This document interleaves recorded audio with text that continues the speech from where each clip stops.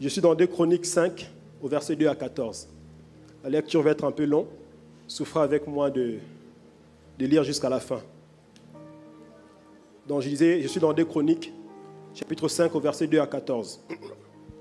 La Bible déclare, alors Salomon assembla à Jérusalem les anciens d'Israël et tous les chefs de tribus, le chef de famille des enfants d'Israël pour transporter de la cité de David, qui est Sion, l'arche de l'alliance de l'Éternel.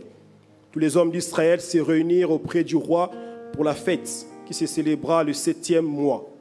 Lorsque tous les anciens d'Israël furent arrivés, les Lévites portèrent l'arche.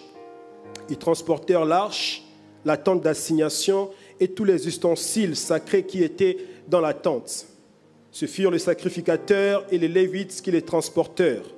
Le roi Salomon et toute l'assemblée d'Israël, convoqués auprès de lui, s'étèrent devant l'arche. Ils sacrifièrent des brebis et des bœufs qui ne purent être ni comptés ni nombrés à cause de leur multitude. Les sacrificateurs portèrent l'arche de l'alliance de l'Éternel à sa place, dans le sanctuaire de la maison, dans le lieu très saint, sous les ailes des chérubins. Les chérubins avaient les ailes étendues sur la place de l'arche et ils couvraient l'arche et ses barres par-dessus. On avait donné aux barres une longueur telle que leur extrémité se voyait à distance de l'arche devant le sanctuaire, mais ne se voyait point du dehors. L'arche a été jusqu'à ce jour. Il n'y avait dans l'arche que les 2 tables que Moïse y plaça à Horeb lorsque l'Éternel fit l'alliance avec les enfants d'Israël à leur sortie d'Égypte.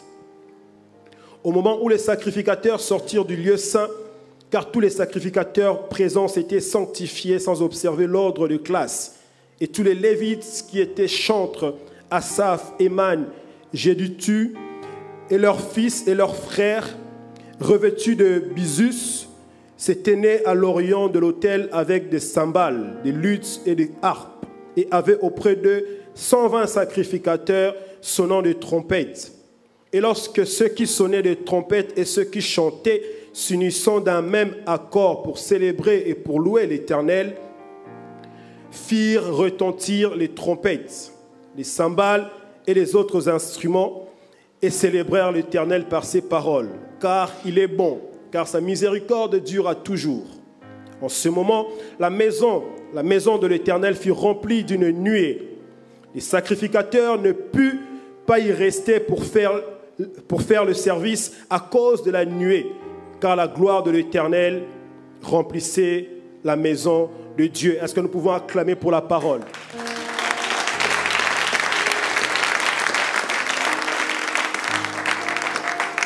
Allez. Avant d'aller plus loin, il convient de définir le terme gloire. Il convient de définir le terme gloire. Nous l'entendons souvent ici chez nous. On appelle des fois AP de la gloire ou pasteur de la gloire. Souvent nous chantons la gloire de Dieu comme tout à l'heure. Nous disons que la gloire de Dieu se manifeste au milieu de nous. Alléluia. Mais il convient ce matin, par la grâce de Dieu, de définir le terme gloire. Alléluia. Si vous voulez connaître mon thème de ce matin, je vous propose, c'est le prix de la gloire. Le prix de la gloire. Alors, les Hébreux et les Grecs ont des approches différentes à ce sujet. Le terme traduit en hébreu, gloire, souvent par gloire, c'est kabod. Voilà.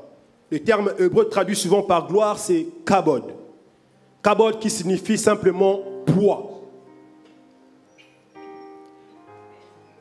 Kabod signifie poids. C'est le terme en hébreu. Kabod signifie poids. Alléluia. Ainsi, la gloire peut être pensée comme ce qui donne du poids, comme ce qui donne de l'importance à quelque chose ou à quelqu'un. Allô? Est-ce qu'on est bon? Je suis le fils de l'évêque, donc comprenez que...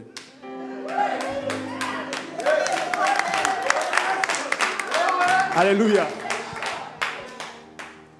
Merci la technique. Kabod. Voilà, kabod veut dire le poids, selon le terme en hébreu. Le poids. Et dans Genèse 13, la Bible parle de Abraham. Parle de Abraham. On dit qu'Abraham était riche en troupeaux et en or. Mais le terme traduit par riche veut littéralement dire que Abraham était lourd en troupeaux et en or. En fait, Abraham n'était pas un poids léger. Abraham, c'était un poids lourd. Et souvent, on décrit une personne pour dire qu'il a beaucoup d'argent ou il est riche. On dit qu'il pèse. Ma soeur, tu pèses, hein? C'est-à-dire, tu n'es pas un poids léger, tu pèses. En ce moment, tu pèses beaucoup. Hein? Aide-moi un peu parce que je sens que là, en ce moment, tu pèses beaucoup. Alléluia. Et un peu plus bas dans Genèse 45, Joseph, lorsqu'il retrouve ses frères, il dit à ses frères, allez raconter à mon père toute ma gloire en Égypte. Allez dire à mon père toute ma gloire en Égypte. En fait, Joseph voulait dire ceci. Allez dire à mon père qu'ici en Égypte, je ne suis pas un poids léger. Qu'ici en Égypte, je suis un poids lourd. Je pèse lourd ici. C'est vrai, vous m'avez rejeté. C'est vrai, vous m'avez vendu. Mais sachez que maintenant, ici en Égypte, je ne suis pas un poids léger. Je suis un poids lourd. Oh, ma prière ce matin, que Dieu fasse de toi un poids lourd dans ton domaine.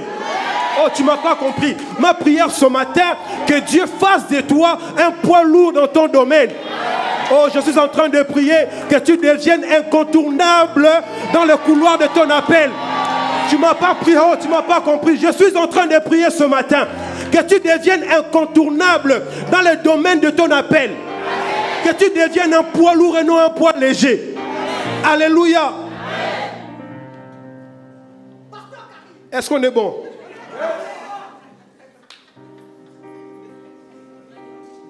La gloire veut dire ainsi pour les Hébreux, le poids de Dieu. Imaginez combien Dieu pèse. Si la gloire signifie le poids, imaginons combien Dieu pèse maintenant. Dans Exode 14, verset 17, il est écrit, de mon côté, je rendrai les Égyptiens obstinés pour qu'ils s'engagent derrière vous. Alors je manifesterai ma gloire aux dépens du Pharaon, de toute son armée, de ses chars et de ses hommes d'équipage des chars. Ce que Dieu veut dire, c'est ceci. C'est que je vais tellement peser dans les camps de tes ennemis qu'ils auront du mal à te rattraper. Je vais alourdir leur marche, qu'ils ne pourront pas te rattraper. C'est comme un coureur de 100 mètres. Malgré sa rapidité, malgré son expérience, mais si on le mettait sur ses épaules, 1 kilo de 1000 tonnes, par exemple, peu importe son expérience, il ne pourra jamais te rattraper parce qu'il sera alourdi. Malgré qu'il est rapide, malgré qu'il court plus vite que toi, mais s'il y a des poids surchargés sur ses épaules, ça serait impossible qu'il te rattrape. Et Dieu parle ainsi à tes ennemis. Ne t'inquiète pas. Je vais alourdir leur marche. Ne t'inquiète pas, je vais les freiner. Ils n'auront pas le temps de te rattraper. Dans ton couloir, pendant que tu avances, pendant que tu es en train de réussir, pendant que tu es en train d'avancer plus loin, je suis en train de peser sur tes ennemis. Et cette année, Dieu me dit, je pèserai sur tes ennemis. Ils auront du mal à te rattraper. Ils auront du mal à te rattraper parce que moi, Dieu, je vais...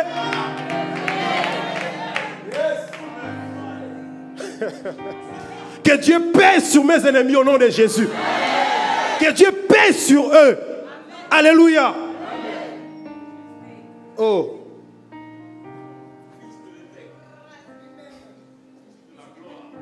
Alléluia. Est-ce que jusqu'à présent on est ensemble? Alors, au-delà de ça, de non, il y a ce qu'on appelle aussi la manifestation de la gloire de Dieu. Il y en a plusieurs. Mais je vais juste vous citer 3. savez, la manifestation de la gloire, c'est vague. Dieu se manifeste de plusieurs manières, de plusieurs façons. J'en ai juste retenu 3. Exode 16 au verset 10. La Bible dit, et tandis que Aaron parlait à toute l'assemblée des enfants d'Israël, ils se tournèrent du côté du désert, et voici que la gloire de l'Éternel parut dans la nuée. Et voici que la gloire du Seigneur parut dans la nuée. La gloire de Dieu se manifeste aussi comme un nuage. Et Luc 2 au verset 9, la Bible déclare, et voici un ange du Seigneur leur apparut. Et la gloire du Seigneur resplendit autour d'eux. Ils furent saisis d'une grande frayeur. La gloire peut aussi se manifester comme une lumière. Retenez bien, il y en a plusieurs. Je vais juste citer 3.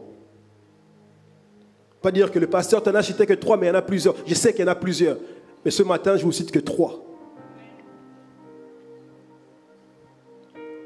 Exode 24, verset 17. L'aspect de la gloire de l'Éternel était comme un feu dévorant sur le sommet de la montagne aux yeux des enfants d'Israël. Était comme un feu dévorant au sommet de la montagne aux yeux des enfants d'Israël. La gloire peut aussi se manifester comme du feu. Du feu qu'on peut voir ou qu'on peut ressentir. Alléluia. Elle représente aussi la valeur d'une chose ou d'une personne. C'est qu'elle est réellement ou devait être aux yeux de Dieu et aux yeux des hommes.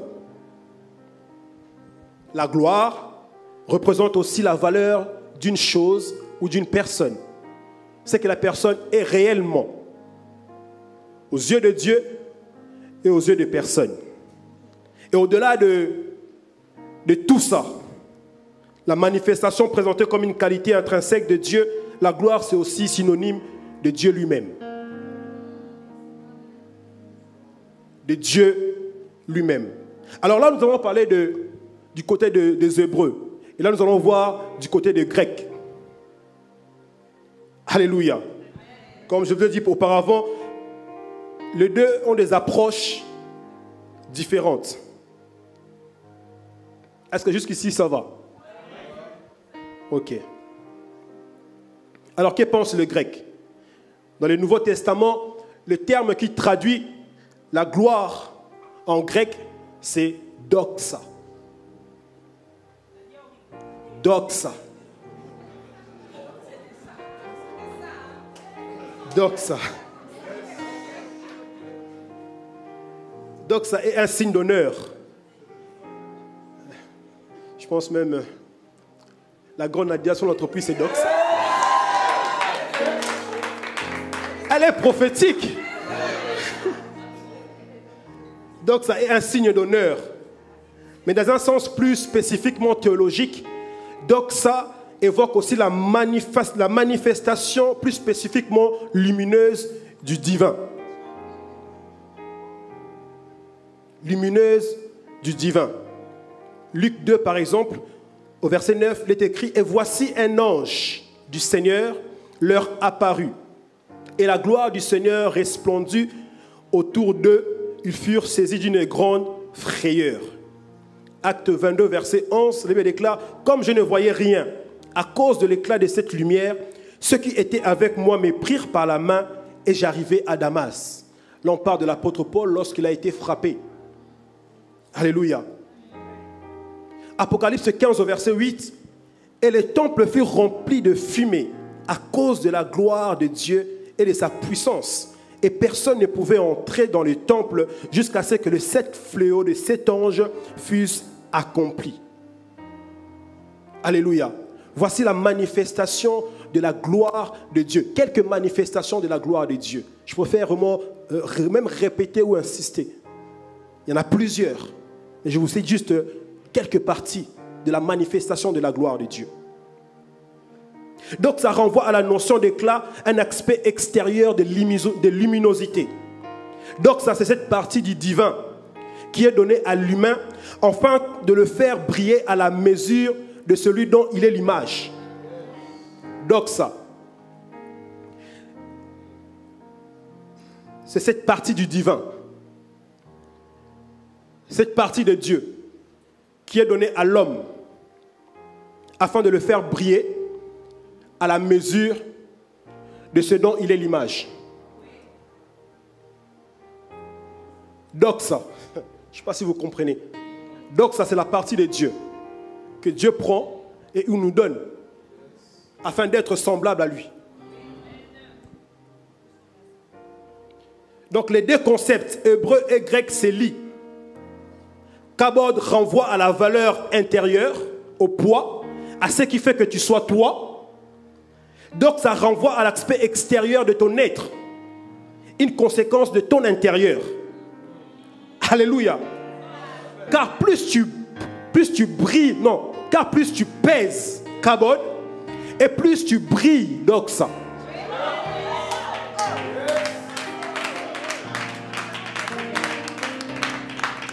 Ils n'ont pas compris. Ils n'ont pas compris. Kabod, plus tu pèses, Doxa, plus tu. Donc tu pèses et tu. Et en tant qu'enfants de Dieu, nous sommes appelés à. Et à.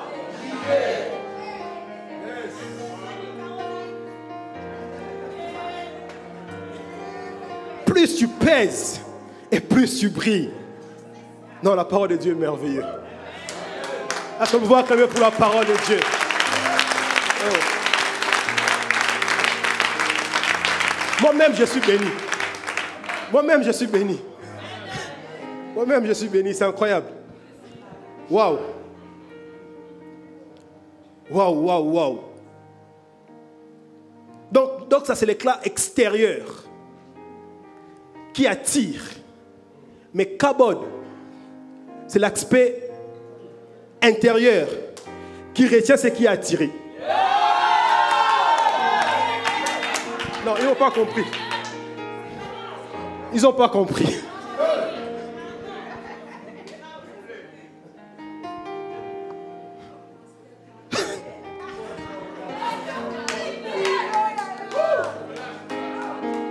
Je disais Doxa. C'est l'aspect extérieur qui attire. Mais Kabod, c'est l'aspect intérieur qui retient ce qui a attiré. Est-ce que nous pouvons acclamer pour Jésus, pour sa gloire? Alléluia. Waouh. Moi-même, je ne voyais pas ça comme ça. Que Dieu soit béni. Jean 17, 22, la Bible déclare: je leur ai donné la gloire que tu m'as donnée, afin qu'ils soient un comme nous sommes un. La gloire a des dimensions. La gloire, c'est une dimension. Alléluia. Tu ne peux pas avoir la gloire et rester dans la même dimension. La gloire nous appelle à aller de gloire en gloire.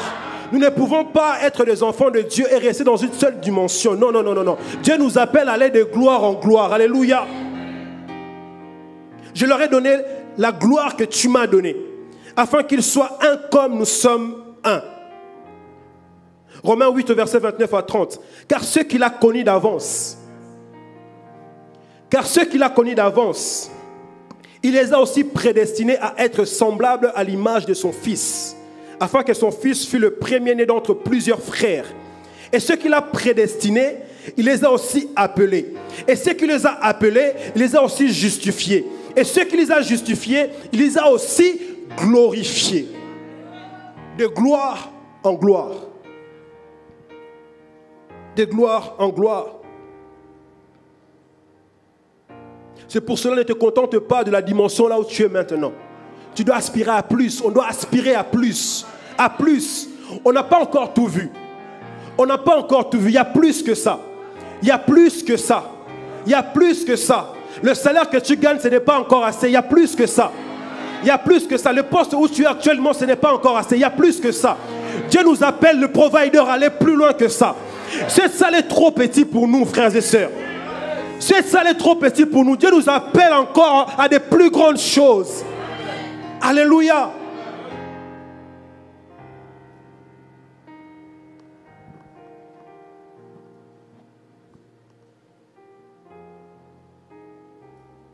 Ésaïe 43, verset 7.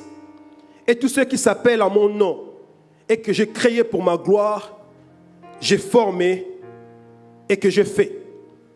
Tous ceux qui s'appellent à mon nom et que j'ai créé pour ma gloire, que j'ai formé, que j'ai fait.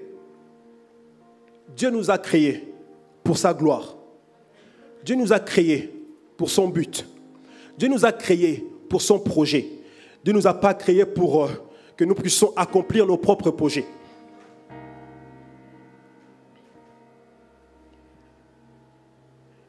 Dieu nous a créés pour que nous puissions accomplir ses projets à lui. Voilà pourquoi, quand nous ne sommes pas dans notre appel, dans nos couloirs, on a du mal à s'en sortir. Pourquoi? Parce que tu es là où il ne fallait pas être. Dieu ne t'appelle pas là. Dieu t'appelle à gauche, toi tu vas à droite. Tu n'as pas été créé pour toi, il t'a créé pour lui. Ta vie ne t'appartient pas, ta vie appartient à Dieu.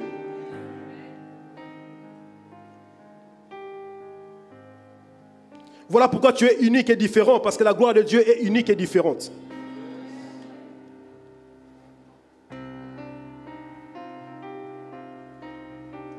Nous sommes appelés pour manifester la gloire de Dieu. Voilà pourquoi la Bible déclare que la terre attend avec un ardent désir. Avec un ardent désir, la révélation des fils de Dieu. Je me demande encore, la terre va attendre jusqu'à quand? Jusqu'à quand il attend parce qu'on n'est pas au bon endroit. C'est pour ça que la terre attend jusqu'à présent. Quelqu'un m'a dit, mais depuis le temps qu'on prêche que Jésus va revenir, jusqu'à présent, il ne revient pas toujours. Jésus ne revient pas toujours parce que tu n'es pas encore dans la volonté de Dieu. C'est pour ça que Jésus ne revient pas. Jésus attend que tu sois vraiment dans le couloir où il t'a appelé être pour qu'il se manifeste. La terre, pareil, la terre, il est en train de se plaindre. Frères et sœurs, laisse-moi te dire cette vérité. La terre est en train de pleurer, la terre est en train de se plaindre. Parce qu'il attend juste la révélation. La révélation de qui? De toi et moi. La révélation de qui? De toi et moi. C'est pour ça que ça ne sert à rien de mettre des bâtons dans les roues aux gens. Ça ne sert à rien d'aspirer d'être quelqu'un que tu n'es pas. Si tu es appelé à prêcher, gloire à Dieu, tu vas prêcher. Mais si tu n'es pas appelé à prêcher, frères et sœurs, contente-toi de ce que tu as.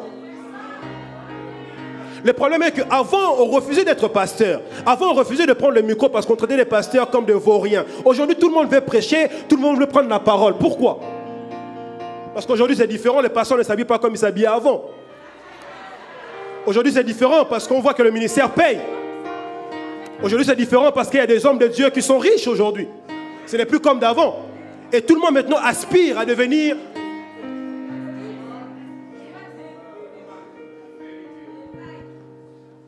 Si tu as appelé à être responsable, tu seras responsable dans ton travail. Mais si ce n'est pas le cas, contente-toi d'être celui que tu es en ce moment. Parce que c'est là aussi que Dieu va t'utiliser pour bénir plusieurs. Voilà pourquoi Jésus ne revient toujours pas. C'est à cause de ça.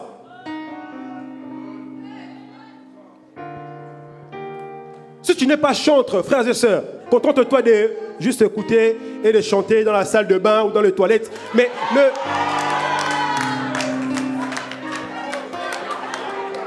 Non, sincèrement, on doit rester dans notre couloir. Chacun doit respecter son appel. On doit rester dans notre couloir. Ça ne sert à rien de mettre les bâtons. Oh.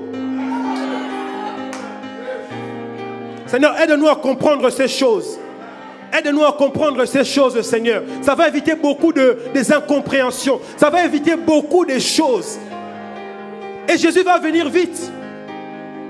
Quand on aura compris, Jésus va venir vite. Quand on aura compris, la terre va plus attendre. Quand on aura compris ces choses, la terre ne va plus patienter. La terre patiente, pourquoi? Parce qu'on ne comprend pas encore. Des querelles pour rien. Comme dit ma soeur, des palabres pour rien. Dieu t'a créé unique.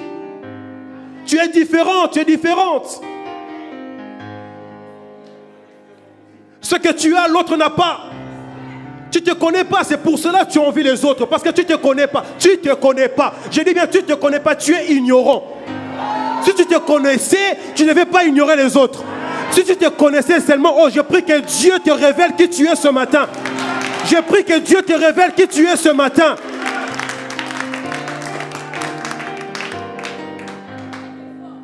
Oh, pourquoi lui? Pourquoi elle? Pourquoi ceci? Pourquoi cela? C'est toujours les mêmes personnes. C'est toujours les mêmes personnes parce qu'on voit en toi, ta place n'est pas vraiment là, ta place est autre part.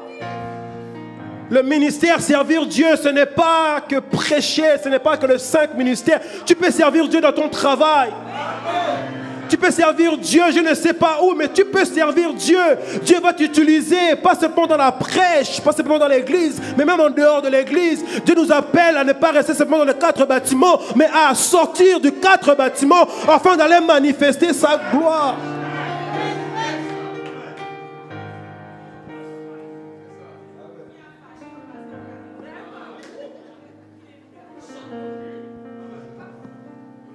Que Dieu nous aide ce matin. Aide-nous, Seigneur, à comprendre ces choses. Ça va éviter beaucoup de problèmes, beaucoup de palabres, comme ma soeur le dit, beaucoup de querelles pour rien. Alléluia. Mais réussir sa vie, ce n'est pas obtenir un bon travail. Réussir sa vie, ce n'est pas obtenir un bon travail. Réussir sa vie, désolé ma soeur, mais ce n'est pas le mariage.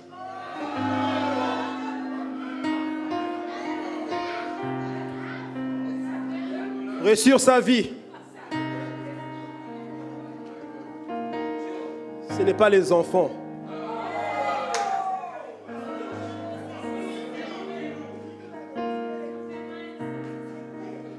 Réussir sa vie, ce n'est pas d'avoir une belle voiture.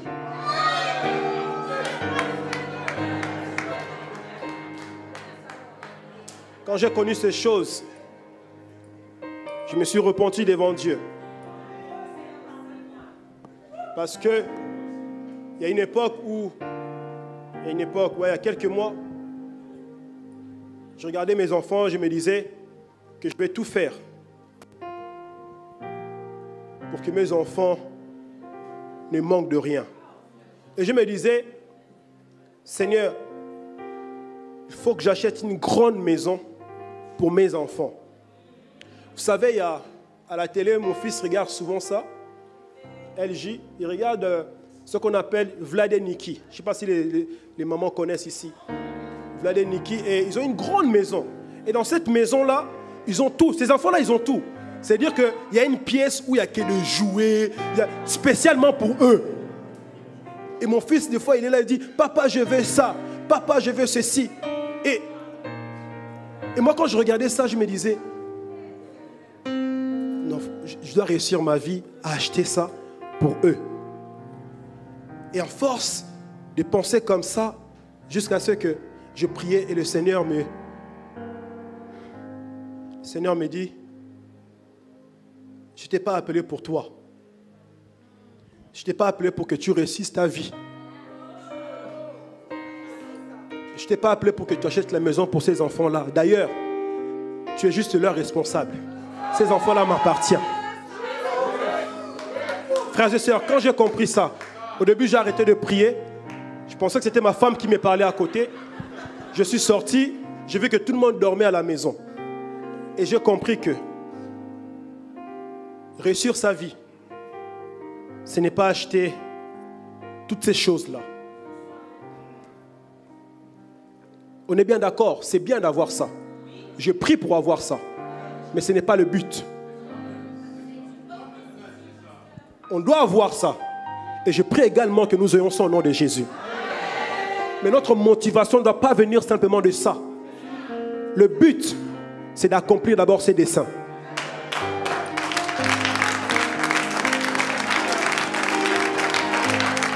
Est-ce que tu peux acclamer plus fort? Bien comme il le fait.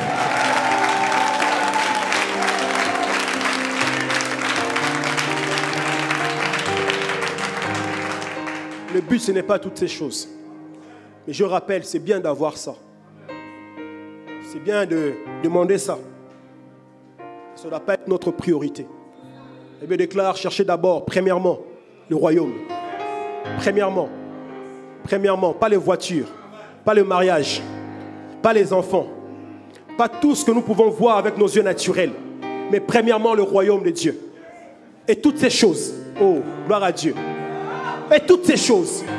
Donc ça veut dire que quand tu refuses d'abord de mettre ta priorité là-dessus, tu mets d'abord ta priorité à ce qui concerne les œuvres, le travail de Dieu. Et toutes ces choses-là vont arriver par la suite. C'est-à-dire que quand tu refuses d'abord de te préoccuper de ça, Dieu s'en charge derrière pour que ces choses-là arrivent. Pendant que tu ne penses pas à la voiture arrive. Pendant que tu ne penses pas au mariage, le mariage arrive. Pendant que tu ne penses pas aux enfants, les enfants arrivent. Pourquoi? Parce que tu sers d'abord ses intérêts. D'abord ses intérêts. D'abord lui. D'abord lui. Je me dire à quelqu'un ce matin qui est venu pour demander à Dieu de l'argent, pour demander à Dieu le mariage, pour demander à Dieu des voitures, le travail. Je me te dire ce matin, et désolé si je te choque, mais il m'a dit de te dire, cherche d'abord lui et le reste suivra. Cherche d'abord lui et le reste suivra. C'est vrai, la situation est difficile en ce moment, mais concentre-toi d'abord sur lui et le reste. Oh, j'aime ce passage qui dit, même les oiseaux du ciel ne se soucient pas de tout cela. Si les oiseaux sont les oiseaux, à combien plus forte que raison nous les hommes? Non, la parole de Dieu est merveilleuse, frères et sœurs. La Bible est forte, et très fort. Ne vous inquiétez de rien, car votre Père sait de quoi vous avez besoin. Le Père sait de quoi vous avez besoin. Oh, je dis à un frère et à une sœur, le Père sait de quoi tu as besoin ce matin. Il connaît ta situation. Il n'est pas aveugle, il voit les difficultés, il voit les problèmes, il voit les découvertes. Il voit que tu cherches un travail, il le sait. Il voit que tu cherches un mari, il voit que ta situation est compliquée et que tu veux changer ta situation. Le Père, il le sait. Il le sait très bien. Il le savait même avant que toi-même tu te rendes compte de ça.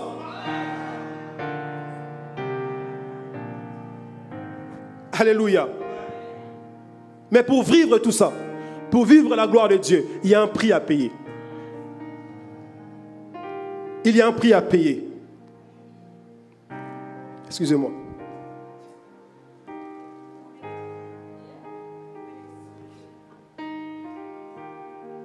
Il y a un prix à payer.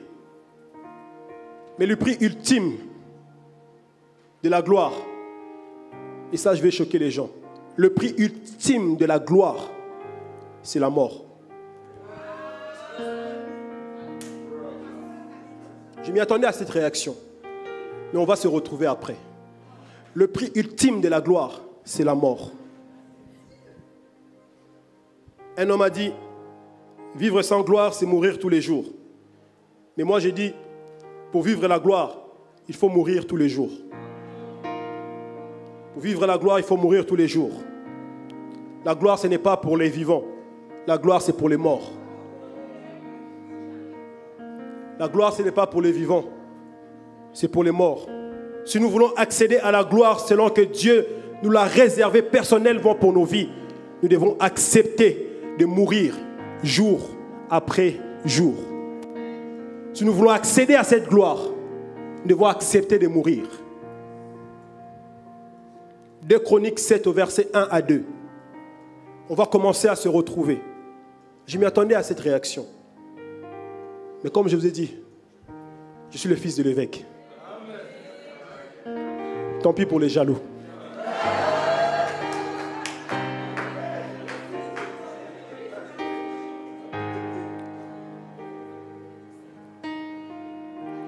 Deux Chroniques 7 au verset 1 à 2. Il est écrit, lorsque Salomon eut achevé de prier, le feu descendu du ciel et consumant l'holocauste et le sacrifice. Et la gloire de l'Éternel remplit la maison. Les sacrificateurs ne pouvaient entrer dans la maison de l'Éternel car la gloire de l'Éternel remplissait la maison de l'Éternel. Je répète. Lorsque Salomon eut achevé de prier, le feu descendit du ciel et consumant l'holocauste et le sacrifice.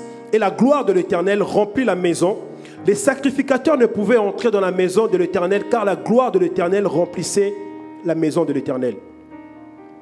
Lorsque la gloire de Dieu est descendue, après la prière de Salomon, les sacrificateurs n'ont pas pu accomplir leur tâche. Pourquoi? Parce qu'ils ne pouvaient pas supporter la gloire de Dieu. Et Exode 33, au verset 18, au verset 33, verset 18 à 23, Moïse parle à Dieu en disant « Fais-moi voir ta gloire. Fais-moi voir ta gloire. » Vous savez, je me suis posé cette question. Le Moïse dont il s'agit, c'est le Moïse qui a vu le buisson ardent. Le Moïse dont il s'agit, c'est le Moïse qui a vu la mer se séparer en deux. Le Moïse dont il s'agit, qui demande à voir la gloire de Dieu, c'est le Moïse qui a vu la montagne de Sinaï trembler. Comment est-ce que Moïse, tu peux demander à Dieu, je vais voir ta gloire? Et tout ce que tu as vu là, c'était quoi? Tout ce que tu as vu là, Moïse, c'était quoi? Mais Moïse, tu es ingrat. Tu as vu la gloire de Dieu, Moïse. Quelle gloire tu demandes encore de voir? Mais j'ai compris que Moïse avait compris qu'au-delà de tout ce que j'ai déjà vu, il y a une dimension de Dieu que je n'ai pas encore vue. Et cette dimension-là, c'est la face de Dieu. J'aimerais dire à quelqu'un, si pour Moïse, voir la gloire de Dieu, c'était de voir sa face, toi et moi, voir la gloire de Dieu, c'est peut-être avoir un travail.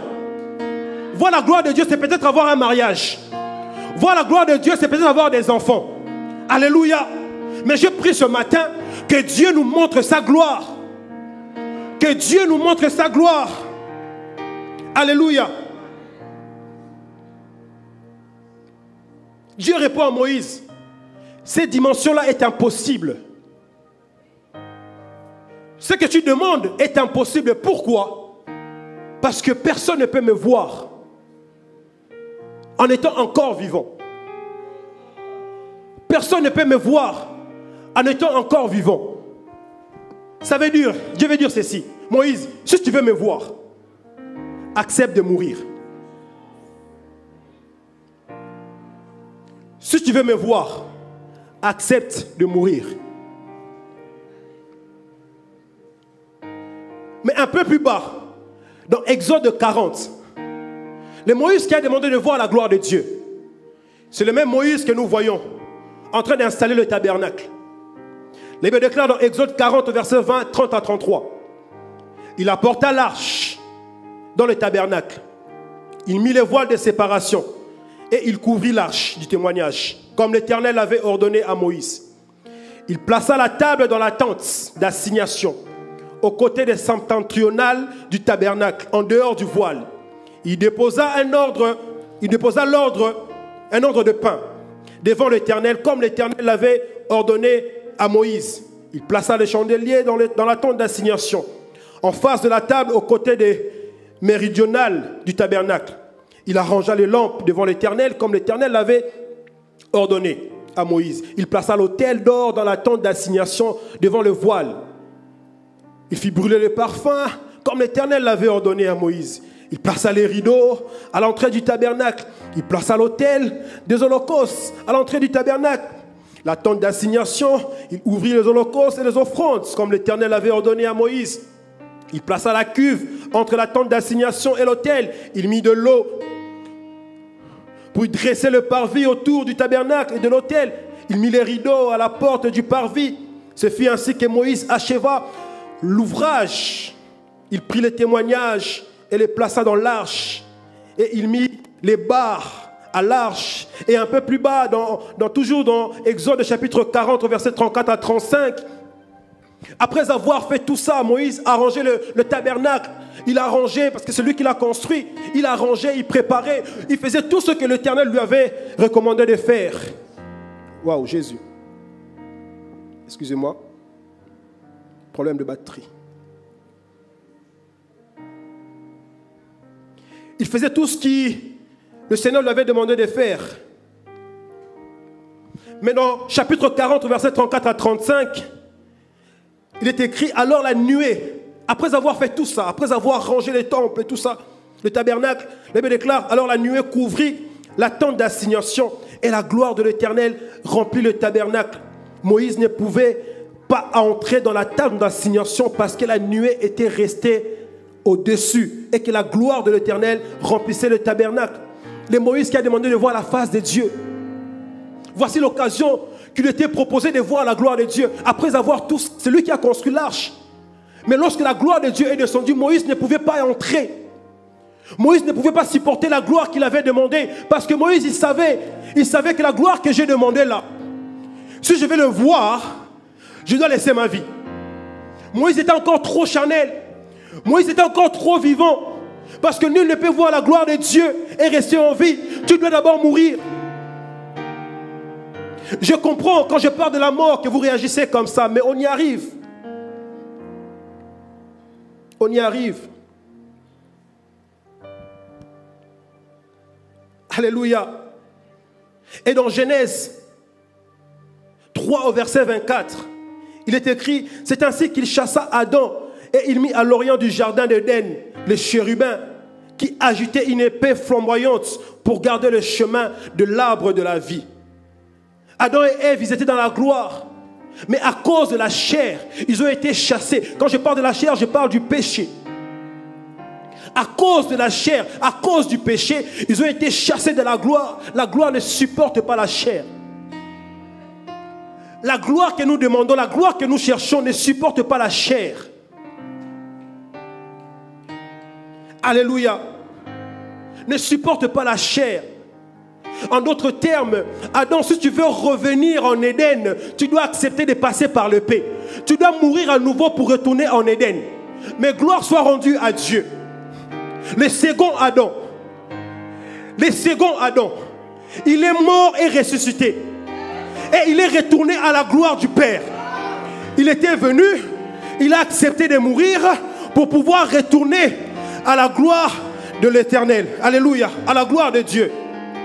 Nous y arrivons. Excusez-moi, j'ai plus.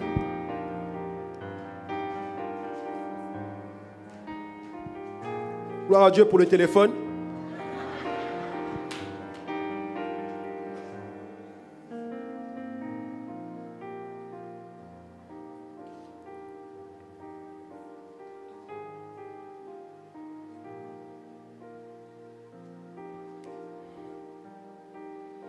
Ok. Adam, si tu veux retourner dans la gloire, tu dois accepter de mourir. Mais le second Adam a accepté de mourir. Raison pour laquelle il est retourné dans la gloire de Dieu. Alors,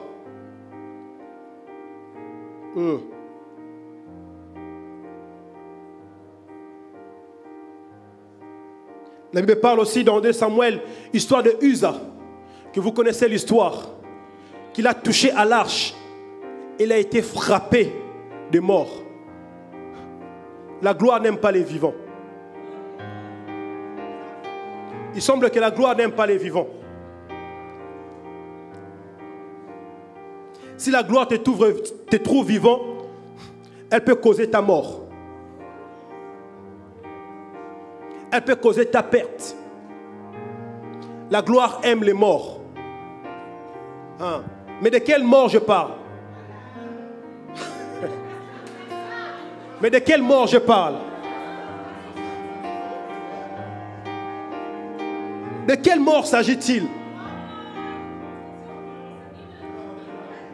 Là, ceux qui étaient calmes, là, ici. De quelle mort s'agit-il? Ésaïe 53, versets 10 à 11. Et il a plu à l'Éternel de le briser par la souffrance, après avoir livré sa vie en sacrifice pour le péché. Il verra une postérité et prolongera ses jours. Et l'œuvre de l'Éternel prospérera entre ses mains. À cause du travail de son âme, il rassasiera ce regard par sa connaissance. Il rassasiera ce regard par sa connaissance. Mon serviteur juste justifiera beaucoup d'hommes et il se chargera de leurs iniquités. Jésus s'est offert en sacrifice par choix. Pourtant, personne n'aime la souffrance. Alors, la mort dont je parle ici, pour que vous puissiez revenir, c'est la souffrance. La mort dont je parle ici, c'est la souffrance, c'est les choses que tu traverses. Des choses difficiles que tu traverses. Et Jésus a traversé aussi la souffrance. Jésus a payé le prix. Lui qui est notre modèle parfait, il a accepté de souffrir, de passer par la croix pour entrer dans la gloire ensuite. Mais en ce qui nous concerne, ce sont les souffrances. Parce que les souffrances sont un moyen que Dieu utilise pour nous préparer à la gloire à venir. Les souffrances sont un moyen que Dieu nous prépare. C'est un moyen de préparation que Dieu te prépare. La Bible déclare qu'il ne peut pas te permettre que tu souffres au-delà de tes forces. S'il le permet parce qu'il a confiance en toi. Dieu a tellement confiance en toi qu'il sait que cette souffrance-là, c'est rien. Il a tellement confiance en toi qu'il sait que par là où tu passes, c'est rien. C'est rien du tout. Tu es plus fort. Tu es plus forte que tu le penses. Il le permet parce qu'il sait que tu es capable. S'il savait que tu n'étais pas capable, Dieu n'allait pas permettre cette souffrance-là t'arriver. Il le permet parce qu'il sait que tu as la possibilité de vaincre cette situation. Voilà pourquoi il te le permet, frères et sœurs. Ce sont les souffrances que Dieu utilise. Voilà pourquoi, Psaume 23, verset 4, le Bible déclare: quand je marche dans la vallée de l'ombre de la mort. La vallée, on marche, on ne s'arrête pas. J'ai béni le Seigneur parce que dans la vallée dans laquelle je suis en train de marcher. Sa houlette et son bâton me rassurent. La houlette et le bâton là, ce n'est pas du fromage, ce n'est pas quelque chose pour te caresser. Sa houlette et son bâton, c'est quelque chose qui te fait mal. Sa houlette et son bâton te rassurent. C'est une sorte de crochet, une sorte de chose que le berger utilise pour pas que les brebis s'égarent. Il y a une crochet comme ça vers la... Aujourd'hui, on voit aussi l'image à la technique. Le psalmiste dit: sa houlette me rassure lorsque je traverse la vallée de l'ombre de la mort. C'est un lieu d'incertitude. C'est un lieu où tu as l'impression que tout s'écroule autour de toi. La vallée de l'ombre de la mort. Tu as l'impression que tu es le seul à vivre ce que tu es en train de vivre. C'est la vallée de l'ombre de la mort. Personne ne te comprend. C'est la vallée de l'ombre de la mort. Ton compte en banque est en rouge. Ce n'est même plus rouge, c'est devenu vert. C'est devenu je ne sais pas quoi. C'est l'ombre de la mort. C'est l'ombre de la mort. Et je bénis le Seigneur parce que je marche dans l'ombre de la mort. Je marche. Quelqu'un qui marche, c'est quelqu'un qui va quelque part. Quelqu'un qui marche, c'est qu'il a une direction. On ne s'arrête pas dans la vallée, on marche. Voilà pourquoi ce matin, j'aimerais rassurer quelqu'un. Marche. Marche. Marche. Parce qu'il est avec toi. Marche. Parce qu'il est avec toi. Vallée de l'ombre de la mort. On doute même de la fidélité de Dieu. On doute de la fidélité de Dieu. On se pose des questions, mais Seigneur, c'est toi qui as prophétisé sur moi en 2012. Seigneur, des choses que j'ai entendues en 2018, est-ce que c'était vraiment toi? Dans la bouche de cet homme, est-ce que c'était vraiment toi? On se pose des questions, mais Seigneur, qu'est-ce qui se passe? Ceux qui viennent après moi, je les vois prospérer, je les vois avancer. Mais qu'est-ce qui se passe avec moi? C'est la vallée de l'ombre de la mort.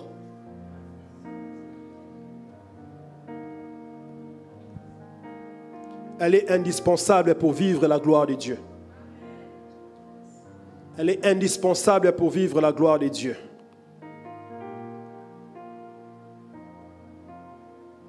« 1 Corinthiens 10 au verset 13. Aucune tentation ne vous est survenue qui n'ait été humaine. Et Dieu qui est fidèle ne permettra pas que vous soyez tentés au-delà de vos forces. Mais avec la tentation, on parle de la tentation, on parle de la souffrance, de toutes ces choses. Il préparera aussi les moyens d'en sortir, afin que vous puissiez la supporter. Comme je vous le disais plus tôt, il ne permettra pas, parce qu'il sait que tu es capable. Il a confiance en toi, il croit en toi. Il dit, cette chose-là, c'est rien. Je suis étonné lorsque Dieu parle à Satan et lui dit, est-ce que tu as vu mon serviteur Job?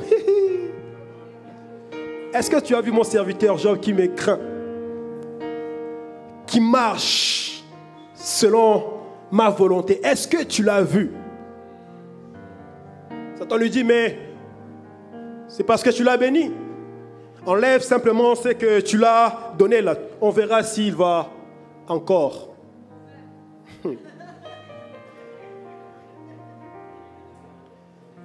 J'aime la version Martin qui dit, et l'Éternel lui dit, n'as-tu point considéré mon serviteur Job, qui n'a point d'égal sur la terre? Qui n'a point d'égal sur la terre. Et c'est comme ça que Dieu nous voit. Il sait que non, les problèmes que vous traversez, souvent les chrétiens, on plaît pour des choses où on est nous-mêmes en capacité de le régler. Parce que la Bible nous dit tout. La Bible nous dit tout. Des fois, on gêne pour des choses où il suffit juste de rebo chataraba. Et puis je le prends au nom de Jésus. On passe de veiller, de gêne et de prière pour des choses qui sont à l'intérieur de nous. Où on est capable de... Oh Seigneur, ouvre-nous les yeux afin que nous comprenions ces choses, Seigneur. Ouvre-nous les yeux. Dieu est conscient que tu peux le supporter. Il y a quelques personnages de la Bible qui ont traversé aussi la vallée. Vous voyez, dans la Bible, il y a des gens aussi qui ont connu Dieu, qui ont vu la gloire de Dieu, mais qui ont traversé aussi des vallées.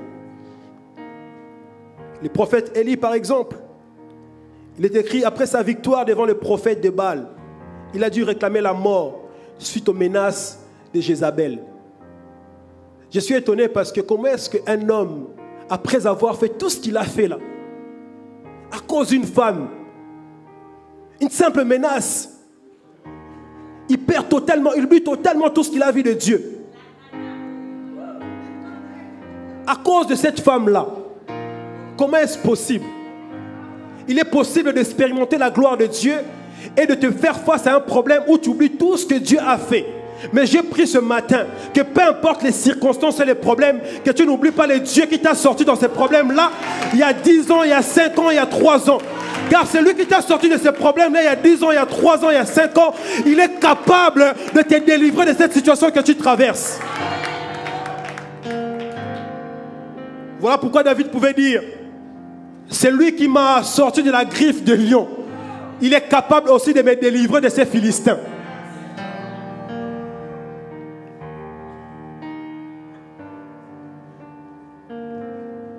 Aide-nous, Seigneur, à comprendre ces choses.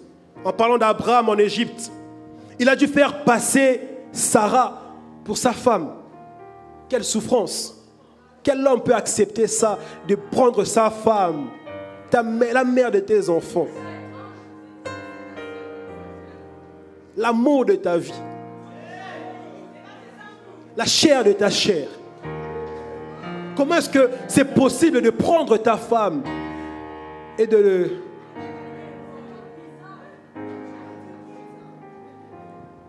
le père de la foi? On parle du père de la foi, Abraham.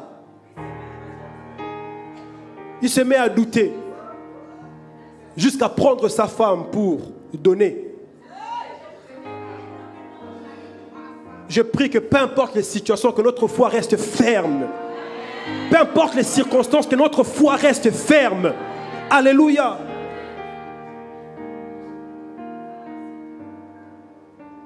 La Bible parle de Jean-Baptiste. Il est écrit, il présenta Jésus au peuple en déclarant, voici l'agneau de Dieu qui ôte les péchés du monde. Mais en prison, Jean-Baptiste dit à ses disciples, les gars, venez s'il vous plaît. Le Jésus qu'on a vu là, est-ce que c'est vraiment lui?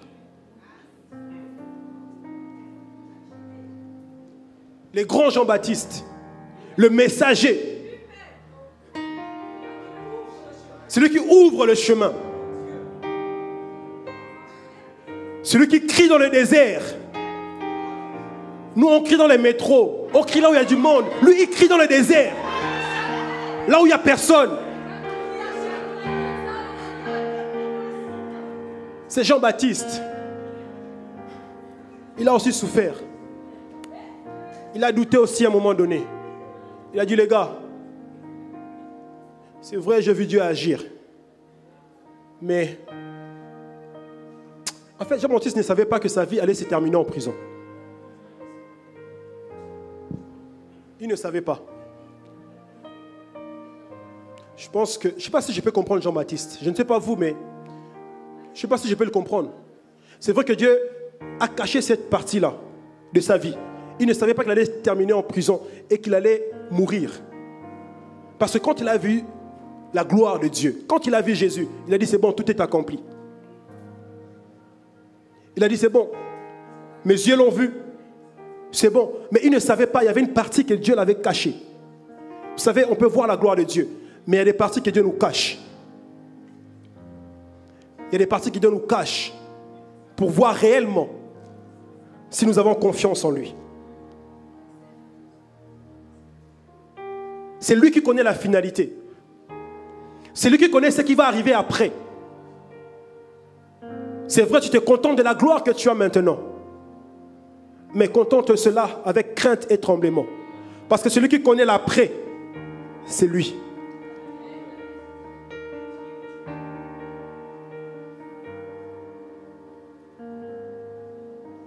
Il utilise la vallée de l'ombre de la mort pour nous emmener à la maturité. À la maturité. Quelqu'un d'orgueilleux, s'il passe par des temps de souffrance, il sera humble au temps de la gloire. Il sera humble au temps de la gloire.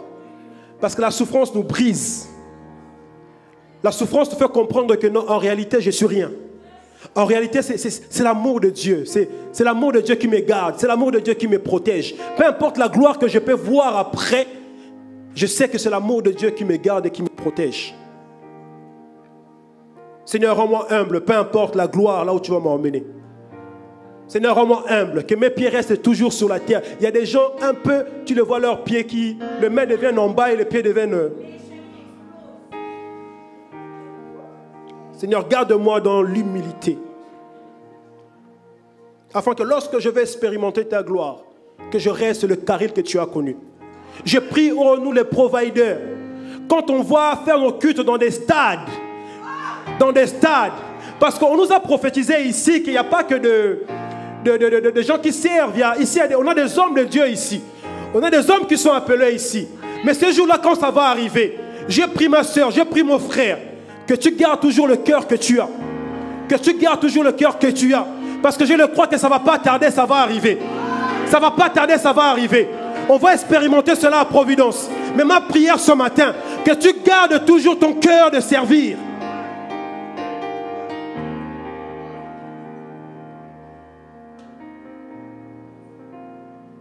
Les souffrances nous tuent. Il est écrit dans Luc 24, verset 26. Le Messie ne devait-il pas souffrir toutes ces choses avant d'entrer dans sa gloire?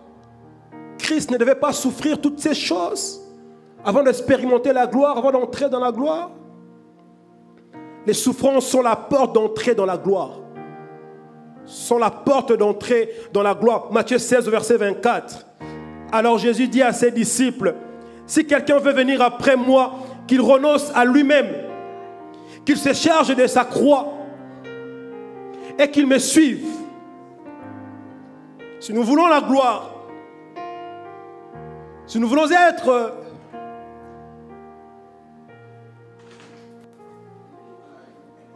acceptons de porter notre croix. Cela veut dire, accepte de mourir en toi-même. Est-ce que vous comprenez de quoi il s'agit, cette mort que je parlais tout à l'heure? Là, vous comprenez? Ce n'est pas... Non, ce n'est pas ça.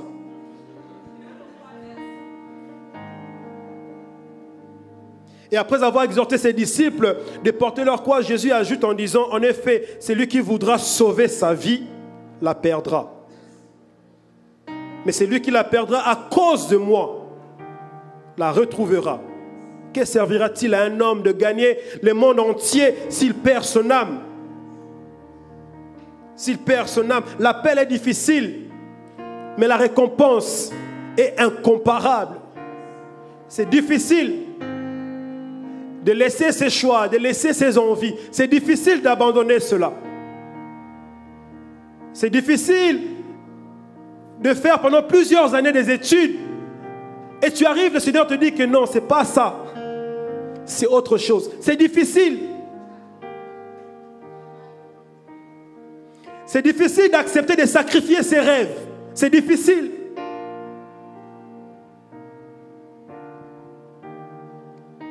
De porter sa croix. Porter sa croix implique donc d'être prêt à mourir à soi-même. C'est un appel à s'abandonner entièrement. Entièrement.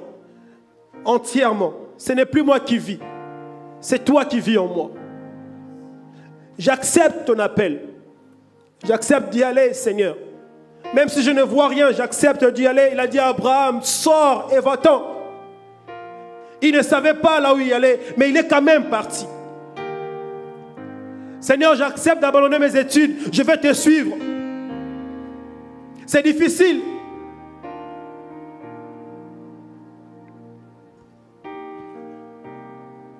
Alléluia.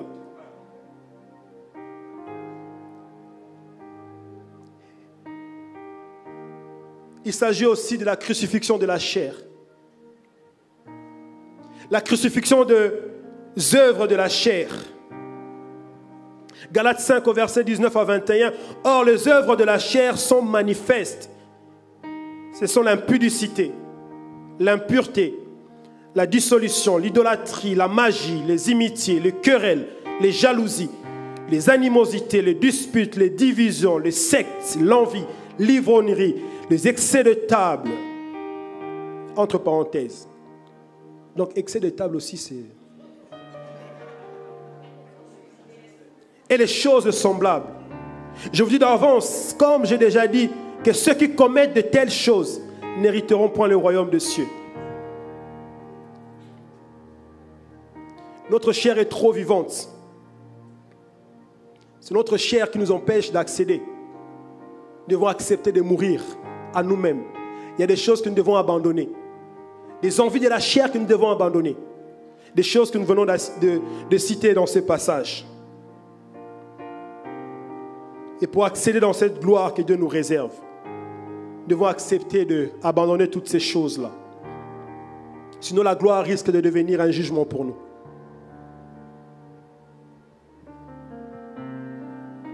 La gloire aime les morts. Aide-moi à dire à ton voisin, la gloire aime les morts. Nous devons mourir à nous-mêmes. Nous devons atteindre le niveau de Galates 2, verset 20. Ce n'est plus moi qui vis. Donc je suis mort. Donc ce n'est plus ma chair. C'est le Christ qui vit en moi. L'apôtre Paul savait que ce n'était plus lui qui vivait, mais Christ en lui. Il y a des niveaux qu'on n'atteindra jamais avec cette chair.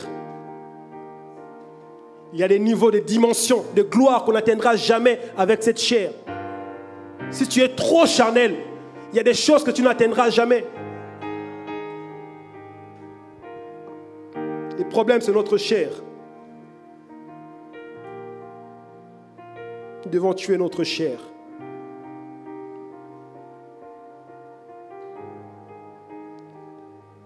Une personne sage a dit, dans la vie, vous avez deux options. Soit vous amusez maintenant et vous payerez plus tard, soit vous payez maintenant et vous amuserez plus tard. Dans tous les cas, la vie vous réclamera son dû. La gloire de Dieu n'est pas gratuite. Il y a toujours un prix à payer. Dans le processus de Dieu, il n'y a pas de tricherie. Dans le processus de Dieu, il n'y a pas de tricherie. Il y a toujours un prix à payer. Alléluia. L'heure est avancée. Est-ce que nous pouvons nous mettre debout, s'il vous plaît?